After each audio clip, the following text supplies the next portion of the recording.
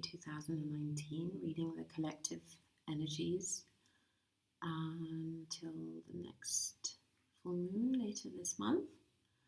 And I've shuffled and prayed out the cards, as you can see, and so we're ready to begin. So this new moon basically is offering a clean slate. It's also the Chinese New Year, the year of the pig, which focuses on devotion, generosity, and compassion.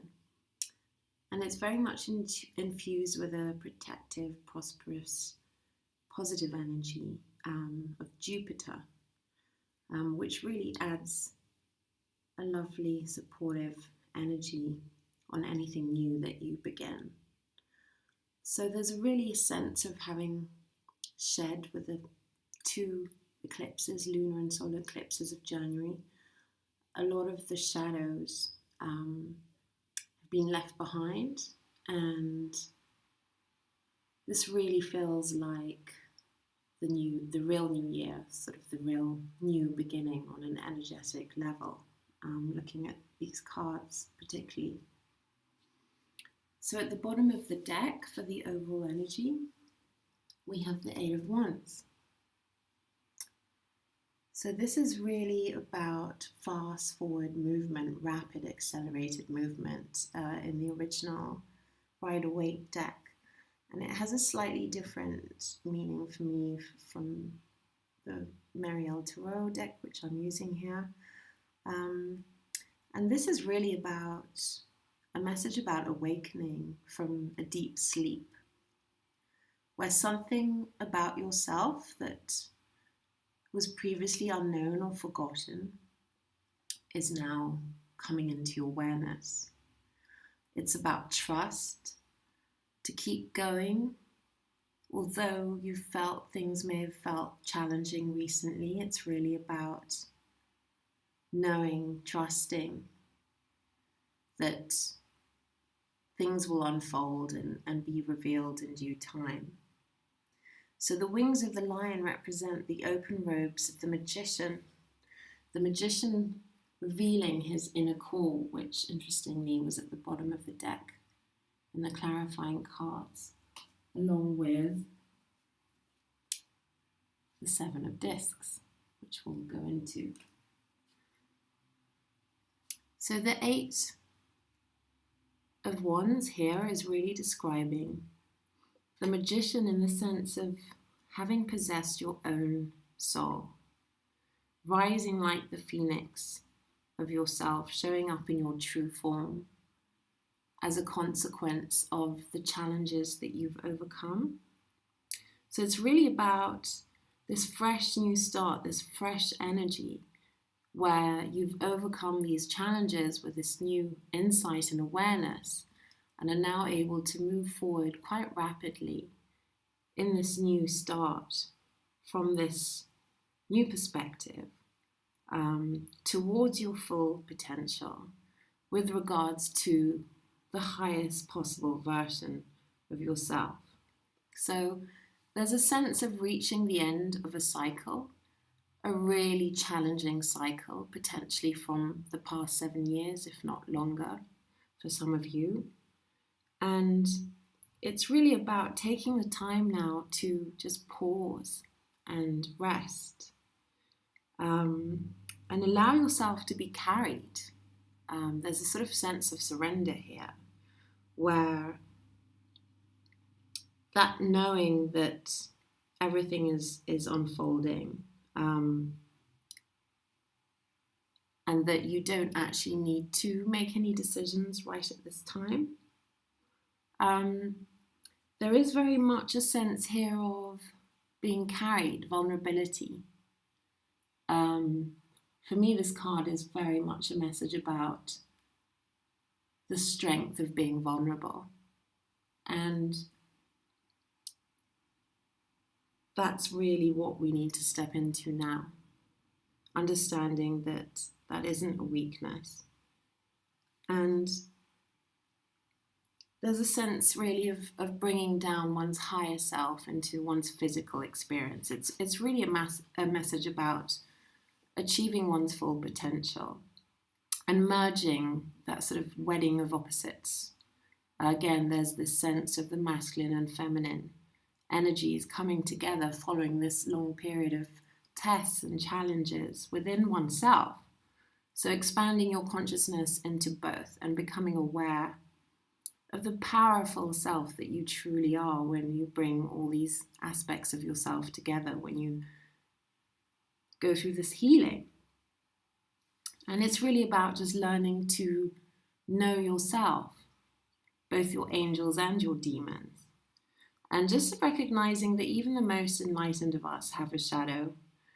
And those people just simply accept and integrate and make the best of their dark sides and their faults and understand that these are aspects of who we are as a whole person. It really is about integrating all of it. They're all part of you, and it's all part of your genius and the greatness of all of us as individuals. So really the message here is relax your mind and just surrender to what is going to unfold in this new cycle. It's kind of like recognize how far you've come and just take a time to just pause and integrate the lessons and the huge movement forward that has taken place for you. Under that, we have the Knight of Wands, the King of Discs, and the King of Cups. Powerful. Lots of kings here with the Chariot. So yes, that's really confirming that this new cycle is going to be about mastering oneself in the physical, both with one's relationships, emotions, one's heart, and mastering the physical experience, bringing your highest possible version of yourself down into your physical experience through shining a light on your darkness and the challenging road that has been, the insights and wisdom that has come from that, from those experiences, and now having that broader perspective, the ability to be the chariot of your life, the rider of these two opposing forces that need to be brought together in order to move forward. So the other energy at the bottom of the deck, again, we have the Magician. So this, apologies. So this is really very much asking, in the words of Alan Watts, what do you want? It's interesting because in this deck, the Magician is represented by Metatron. I really do love the Magician in this deck. And Metatron is basically an example of ascended man. He's an angel who was previously on earth as Enoch, which also means enlightened. He was the scribe of God, represented the word of God. So the Magician basically holds a clear vision of what he wants in his mind. And he's basically holding that spark, that idea, that thought, until he is able to manifest it from his mind into physical reality, until that thought, that dream, that idea actually exists in the physical plane. So this is really talking about the seeding of this new energy, the potential, the idea, the dream of what you want, how we see collectively humanity moving forward at this point on a collective level, and not on the individual level, what that vision is ultimately of your ultimate idea of success or abundance, what that means to you. What is it that you want to create? What is your purpose? What is your legacy that you want to leave behind? So Metatron is really handing you Metatron's cube, and that represents you, your life and your soul, your full potential. It's like the doorway to your physical and higher self.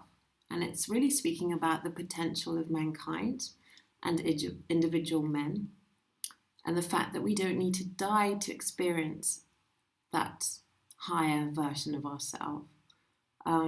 It's really about a message here about the ascended, enlightened individual. So what would you do if money was no object? That's really what Alan Watts was asking. And that's what you're really being pushed to question right now. There's really this sense with here in the energy to receive, we have the Death card along with the Fool, new beginning.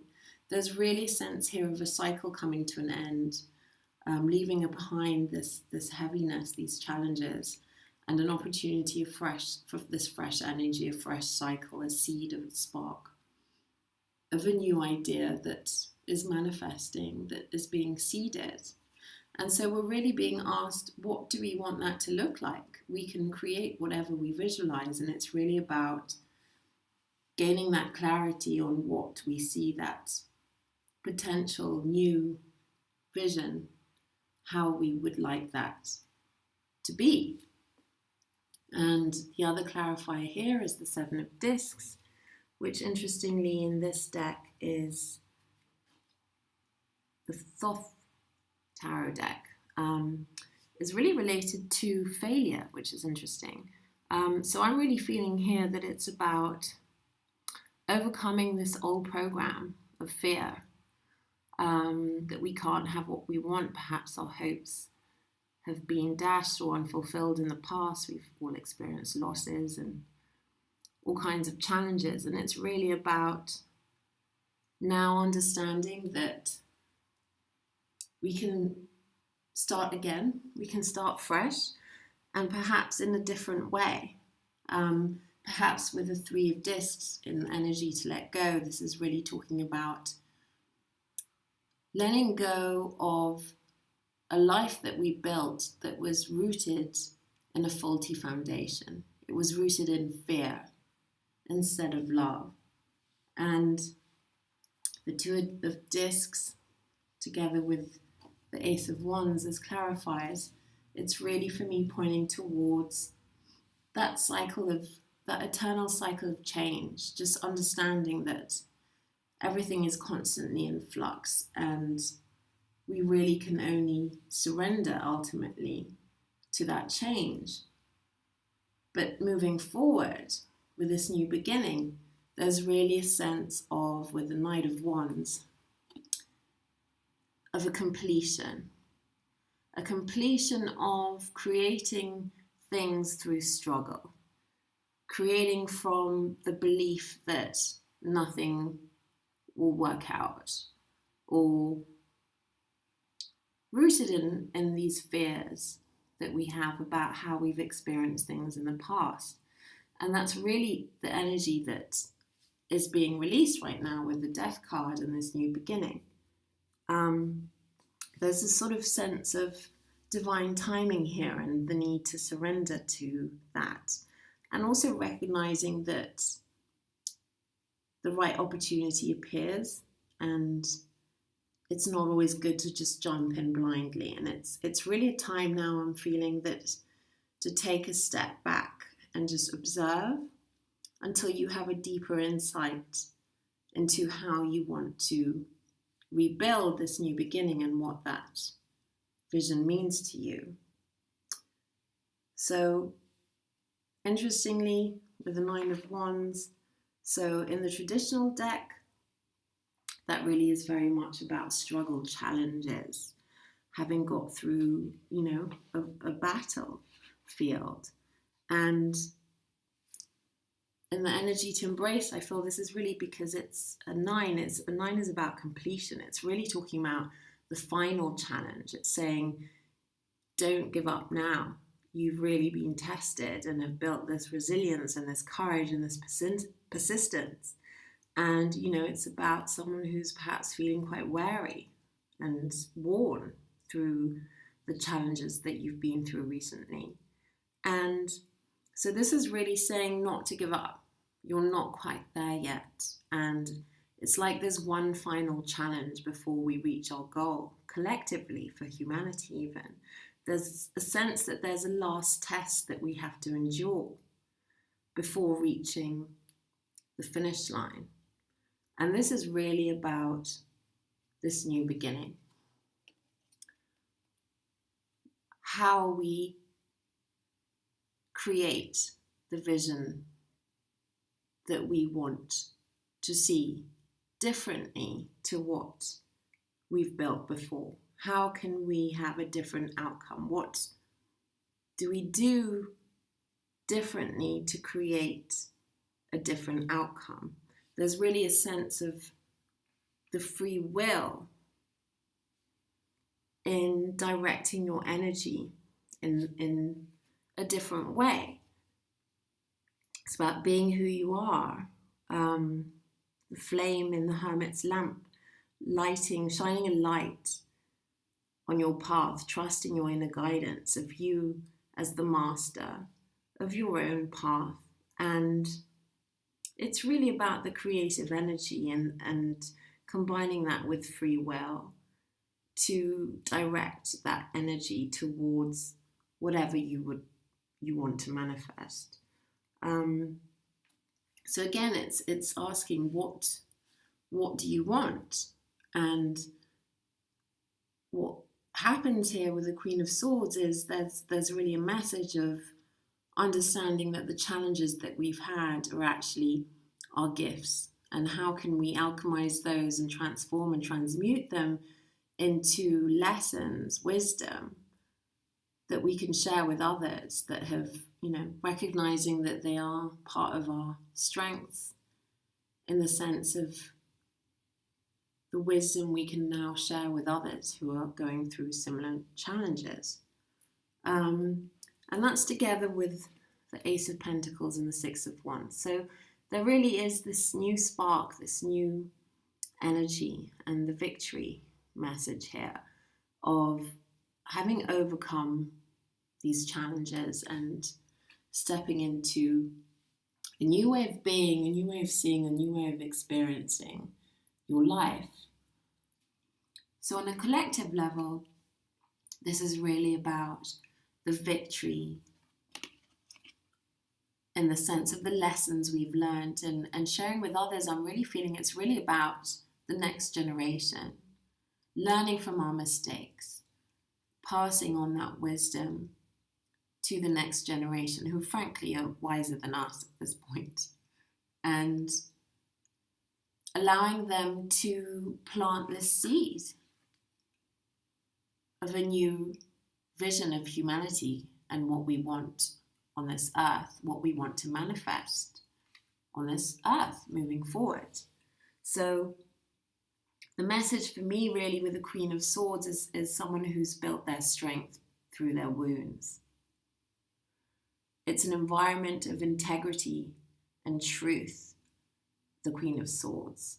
It's really about rebuilding that new foundation from an environment where everyone can develop their ideas and share them freely, based in truth, based in wisdom and knowledge, rather than ignorance and creation from an awakened place, rather from the sleep that we've just been creating from for I don't know how many thousand years. So there's this new opportunity now that's being seeded. And for me, it's really about understanding the importance of the individual, even in the collective story. And this is really understanding that it's not necessary to be happy. Great people don't have to be happy. They don't have to be rich or have had a great childhood. A lot of great people have suffered greatly. And so this is really about following your will, doing what you must, being who you truly are despite those difficulties you've grown up with in your life, in your childhood, or whatever challenges you've been through. Understanding that they've all been experiences that have made you who you are, and really building from there. And that, as within, so without. The first step to creating the vision that we want on the external physical realm on Earth and with humanity is really the path of healing ourselves within. And that's really why there's this focus here of self-realization, of bringing down the highest possible version of ourselves. That's really what this message is, this overall message, the overall energy. So in the overall environment, we have the Ten of Cups, absolute abundance in love, relationships, emotions, sort of completion of an ultimate vision of love and what that means collectively. An absolute abundance of love, and that's really the environment we need to create. That's the vision moving forward that we are aiming for, and building from that rather than from this sense of fear, confusion, believing that we're stuck, this sort of self-sabotage energy of the Eight of Swords. And clarified further by the Four of Swords is really just pointing towards that deep healing, that collective healing, both within as an individual and the impact that that has collectively to be able to build this new vision, this Ten of Cups. And in the energy to receive, we have the Five of Swords. This is really about that halfway point of struggle, battling within oneself. It talks about pain and suffering, but it's also saying whatever those challenges are, if you're still experiencing, not to give up, to keep going. And trying to resolve conflicts from a place of reason and intelligence, and recognizing the wisdom that comes from that pain, that it's giving birth to a new perspective. And that's clarified by the Strength card, that Leo path of learning the lessons of the heart, loving oneself, the courage to express and be your true self. That's really what the Strength card is pointing to. And so whatever the pain is, whatever this is that feels challenging still for some of you, it's allowing yourself to make peace with that. And as Matt Kahn says, whatever arises, love that. And that's clarified with the Prince of Discs, the Chariot of the Earth. And that's a very stable, productive energy. It's very stable, reliable movement forward, slow and steady growth. And it's really about persistence, knowing that there's a goal that you're reaching, and slowly with those steps, slow and steady steps, that you will get there. And where are we going to get? To the Ace of Cups. Unconditional love. King of Cups. Mastery of one's heart. Mastery of love. And that's with the Prince of Swords. Being able to express that. Being true to expressing your feelings, one's emotions. Again, the courage of being vulnerable. And this is both for the masculine and the feminine, but particularly for the masculine, that's been a challenge, wound that they're overcoming. And there's really that sense of unconditional love. So in this picture, we see this angel, this messenger from God, and the element of water, the moon, is represented here. And it's really pointing to, with the dove, wings. The dove's always represented as a symbol of Christ, of unity. And this card is really talking about the cyclic nature of emotions. And it's pointing towards that deeper subconscious level of what lies beneath the surface. And the wisdom, the ancient wisdom that we carry in our hearts, that is connected to the collective consciousness. So the message here is really about transcending our current understanding of what love means, letting go of this idea of love that is based in fear, that is based in lack, of not being enough, that there's not enough, and understanding this deeper sense of what love can mean once one has healed oneself. There's a sense of transcending the heart, because obviously the heart can be wounded. I was having this conversation with friends recently. We're always told to allow your heart to guide you, trust your heart, but that's not really true if your heart has been wounded, or if your mind is based in fear.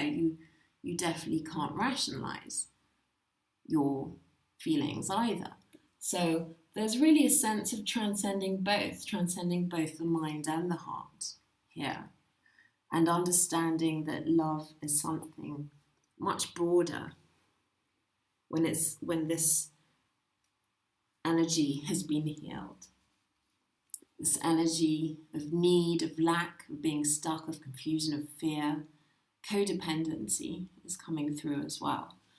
And a love that's not based in need. It's really just abundant, and it's based in the collective sense, in a broader message of unity here. And so for the overall lesson here, we have the Three of Wands. And that's clarified just incredibly, the message here, with the Six of Swords, which I'll go into, but that's quite a profound meaning in the Thoth deck. And that was also clarified by the Page of Wands and the King of Wands, which literally flew out the deck. So I wouldn't normally have taken two. But the fact that we have both the Page and the King really points for me towards a progression, an evolution of mankind. It's the evolution from the student of life, someone who's setting out at the beginning of their journey, towards the King, which is self-mastery. And the Wands is about your purpose, your drive, your passion. Why are we here? What is your purpose here? This Metatron's cube again. What is your purpose? And so this is really pointing towards, the lesson now is really about mastering oneself through our purpose and expressing that here on earth. What is your legacy? What is your gift that you are here to share with humanity? And that broader perspective, this is the Three of Wands is enlightenment. That it's ascension. It's the meaning of the wisdom gained, the integration of the dark and the light aspects of yourself and transcending them, and being able to look out from this higher perspective. And clarifying here finally with the Six of Swords. So in the Thoth Tarot deck, this refers to Tiferet on the Tree of Life. It's very connected to the Kabbalah, and I don't know how many of you are familiar with that, but The Tiferet Sephira is really about beauty, harmony, which is also called love. And interestingly, we've got a lot of sixes here. We have the Six of Wands, the victory, and now the Six of Swords. I'm sure I saw another six, but I can't see it right now. But the six relates to the lovers in the higher major arcana. So again, there's this message of Christ consciousness. We've even got the Rosicrucian cross, the center. I don't know how you pronounce that. There's such a strong message here coming through of that union of opposites. The integration of the masculine and the feminine, of the shadow and the light. Balance, harmony. So that's also often called love in the Tree of Life. So it's about the integration of the spirit, mind, and the body, which is basically what we know as Christ consciousness, that unity of the highest state of consciousness that the human brain can receive and therefore express. It's the fully established, balanced expression of oneself. And interestingly, it's also represented, this card, by Mercury, which is in the sign of Aquarius, the current new moon. And it represents the flow of celestial energy that operates the idea of humankind, the concept of humans within the image of God. And so there's also a sense here of integration of one's higher self into the physical, the highest possible version of mankind. It's also representing the hexagram symbol within this image. Again, mind over matter, that integration of the highest self, the divine and the physical realm, mind over matter. And so the idea with the Tiferet in the Tree of Life is that to master the mysteries of that, of the heart, one must first have undergone the initiations of the other energies. So that's earth, air, water, and fire. And so there's really a sense of having mastered these different lessons and aspects of the human journey, the human experience, and that ultimate redemption when it all comes together, when those lessons all come together and we are able to integrate as humanity into this broader consciousness and understanding of unconditional love, that we are all connected, that we all affect each other, our decisions impact the whole. To finish this message, I'm going to pull a card which will offer us some overall guidance for this reading, for this new moon, moving forward. And let's see what that will be. That's incredible. 11, breakthrough. And I shall read that straight for you. So breakthrough is the 11 in the major arcana. It represents justice in the traditional tarot deck. So a message of karmic justice, this huge cycle of karmic learning that we are breaking through or have broken through. And this new moon really representing the new cycle that is beyond that, the potential of a new vision. To transform breaks down into breakthroughs. This is the whole function of a master. The psychotherapist simply patches you up. That is his function. He is not there to transform you. You need a metapsychology, the psychology of the Buddha. It is the greatest adventure in life to go through a breakdown consciously. It is the greatest risk, because there's no guarantee that the breakdown will become a breakthrough. It does become, but these things cannot be guaranteed. Your chaos is very ancient. For many, many lives, you've chosen to be in chaos. It is thick and dense. It is almost a universe in itself. So when you go into it with your small capacity, of course there is danger. But without facing this danger, no one has ever become integrated. No one has ever become an individual, indivisible. Zen or meditation is the method that will help you go through the chaos, through the dark night of the soul, balanced, disciplined, and alert. The dawn is not far away. But before you can reach the dawn, the dark night has to be passed through. And as the dawn comes closer, the night will become darker. The predominance of red in this card indicates at a glance that its subject is energy, power, and strength. The brilliant glow emanates from the solar plexus, or center of power in the figure, and the posture is one of exuberance and determination. All of us occasionally reach a point when enough is enough. At such times it seems we must do something, anything, even if it later turns out to be a mistake, to throw off the burdens and restrictions that are limiting us.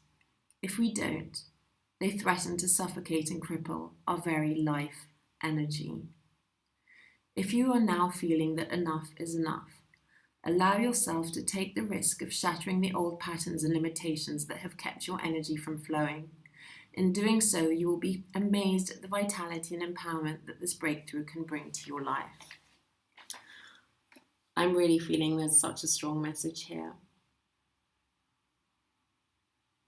There's a really strong message of this final lesson. There's a sense of a final challenge that we're going to be going through collectively. This is a very collective message. And this opportunity for redemption with this new seed that we're planting right now to create a different outcome, a different reality.